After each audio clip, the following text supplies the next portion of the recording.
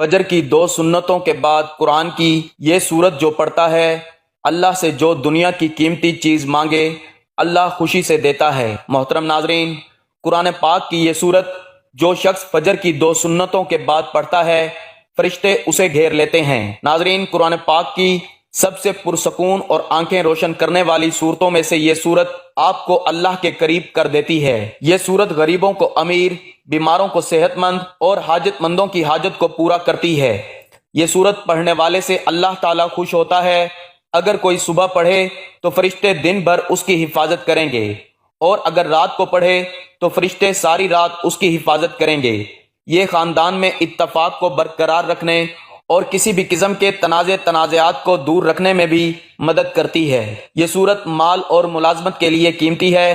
جیسا کہ ہر کوئی اپنی زندگی میں کامیاب ہونا چاہتا ہے، تو اس سورت کو روزانہ 1 مرتبہ صبح کی نماز کے بعد لازمی پڑھیں۔ یہ قرآن کی وہ سورت ہے کہ جس کی تلاوت جنت میں اللہ رب العزت خود فرمائیں گے، سبحان اللہ۔ صحیح مسلم کی روایت میں ہے کہ رسول اللہ صلی اللہ علیہ وآلہ وسلم نے فرمایا، جو شخص فجر کی نماز پڑھ لیتا ہے وہ اللہ کے ذمہ میں آ جاتا ہے، یعنی جو شخص نماز فجر کا فریضہ ادا کر لیتا ہے وہ اللہ کی حفاظت میں آ جاتا ہے اور اسے کوئی بھی نقصان نہیں پہنچا سکتا۔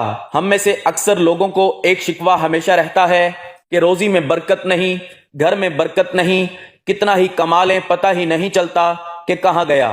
ہر وقت کوئی نہ کوئی پریشانی رہتی ہے، کبھی بیماری تو کبھی کوئی اور تنگی۔ اگر ہم اس تمام بے برکتی، تنگ دستی، بے روزگاری اور پریشانیوں کو نماز فجر کی عدم ادائیگی کے پس منظر میں دیکھیں تو معلوم ہوگا یہ سب بے برکتی اسی سبب سے ہے کہ ہم نماز فجر کی ادائیگی میں حد درجہ کوتاہی، غفلت، لاپرواہی اور سستی کا شکار ہیں۔ رسول اللہ صلی اللہ علیہ وآلہ وسلم کی اس حوالے سے متعدد احادیث موجود ہیں جن میں رزق کی تقسیم و فراوانی اور برکت کو نماز فجر کی ادائیگی سے مشروط کیا گیا ہے۔